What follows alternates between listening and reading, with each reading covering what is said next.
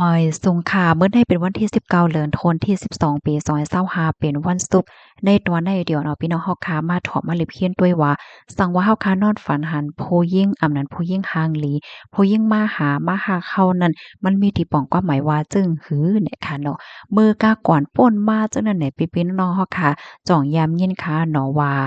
สังว่านอนฝันหันผู้หญิงอำนั้นผู้หญิงห่างหลีมาอบมาเก้ามาโจ้กว่าไหลเสติเสตั้งไหน อย่าไปกว่าจ้อมหน้าย้อนเพราะว่ามันจังเป็นผีมาลัดหน้าเฮ็ดจังได๋ค่ะนะปอเฒ่าแม่แก่เปิ้นใกล้ฟังถึงปันลุกลางค่ะเนาะเพราะว่าเป็นนางยิ่งเนี่ยก็สังว่านอนฝันหันโพใจายหังหลีหังเล่ามาอบมาเก้ามาหาประวันเนี่ยจึงอย่าไปละเลยกว่าจ้อมหน้าย้อนเปิ่กว่ามันเป็นผีมาลัดหน้าและจังได๋ค่ะนะอ๋อในตอนในเนี่ยได้ย้อนอ่อนออพี่น้องค่ะมาถอมมาเลยเพียนว่า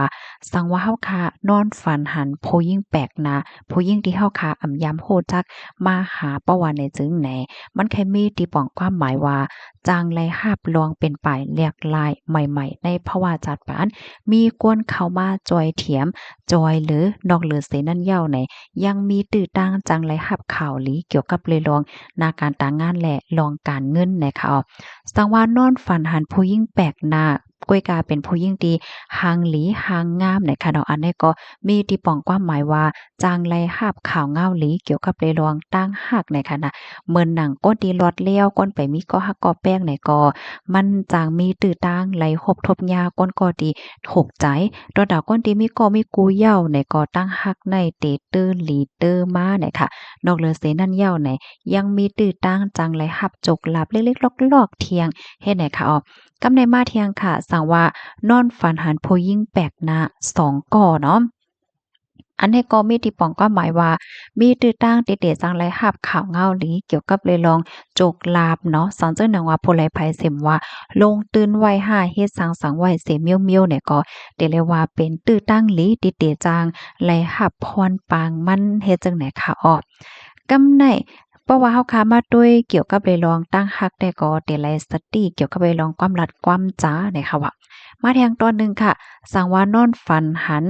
นางยิ่งแปลกหน้าก็หมายถึงว่านางยิ่งที่เฮาคาอำโพจักเนาะมาหาเฮาคาดีเฮิรนเพราะว่าเนี่ยจึงมีที่ป้องความหมายว่าเตจังไรรับข่าวเงาหลีอันลุกมาดีญาติพี่น้องอำนั้นก็มีแขกต่างติต่างๆมาแอวมาแหละหาเฮาดีเฮิรนเนี่ยค่ะค่ะในก็จางมีตื้อตั้งหลีเนี่ยค่ะเนาะอันญาติพี่น้องที่เปิ้นมาแหละมาหาเฮานั่นก็จางเอาลองกำหลีจังได๋มาปันเฮาเหมือนหนังลองการลองงานลองเงินลองต้องว่าสว่าจังไหนก้อยกะว่าไฮไลท์สติก้นในเฮิรนอำอยู่ลีเนี่ยค่ะกำในมาเที่ยงตอนหนึ่งค่ะสังนอนฝันหันผู้หญิงแปลกหน้ามาเป็นก้อหักเฮามันก็มาจึกมาอบลองหักลองแป้งเฮาเนี่ยจึงมีที่ป้องความหมายว่าเดี๋ยวจังไรหับลวงปันเอ็นปันเฮียงลองปันแห้งอีดีในตอนของการงานในขณะที่มีผู้ใหญ่ก้นหลงเอ็ดโหลกำเถียมปันเฮียงเนี่ยค่ะในตอนตั้งหักสังว่าเป็นก้นหลอดเลี้ยวเนี่ยก็จางไร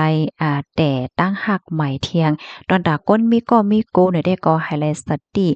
ลวงอำปองใจกันในค่ะเนาะกำในมาเที่ยงสังว่านอนฝันหันผู้ยิ่งแปลกหน้าผู้หญิงที่เฮาบ่ฮู้จักก้อยกะว่าซ้ำยุ่มใส่เฮายุ่มต่อเฮาเนี่ยค่ะเนาะอันนี้ก็มีที่ป้องความหมายว่ามีตื้อตั้งจังไรรับโจกลาบโดยที่เฮาขำตั้นไรตั้งโตเนี่ยค่ะเนาะมีตื้อตั้งไรรับข่าวเงาหลี มังจื้อเนี่ยก็ตักหนายไว้ว่าจังไรรับรองเป็นป้ายแลกลายเกี่ยวกับเลยลองการงานนะคะกำแนวค่ะมาด้วยเที่ยงไหนค่ะเนาะนอนฝันหันผู้ยิ่งแปลกหน้าผู้ยิ่งที่เฮาขำโหจักไหนเพราะว่ามานับส่วนโฮมตั้งเสียงตั้งหมดเหี่ยวเนี่ยก็ได้เลยว่าเป็นลองนอนฝันตีอันลีเนี่ยค่ะเนาะมันสื่อถึงลองหน้าที่การงานลองขึ้นเหยียบไว้สูงลองตั้งหักตั้งแป้งว่าสองว่าเจิ้นได้เฮ็ดจังได๋ค่ะเนาะ